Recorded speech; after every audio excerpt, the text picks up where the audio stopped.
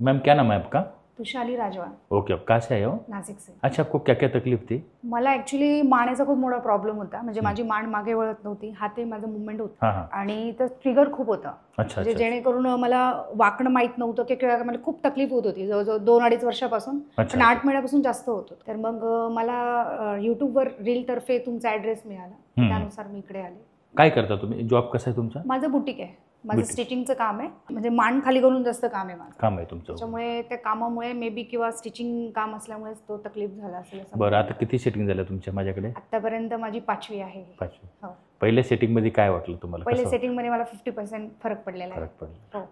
खुश आहेत ना? खुश आहे, एकदम खुश. म्हणजे जे मला होप्स नव्हते का बाबा मी काही करू शकेल, मी होप्स सगळं हरवून गेले होते. जे का आता मला नव्याने वाटते का ओके सगळं एकदम ओके. आणि आता तर या क्षणाला मला 25%च आहे पेन. प्रॉब्लेम आहे. हो. म्हणजे 70-80% ओके आहे. ओके आहे. हां. ठीक आहे. ओके.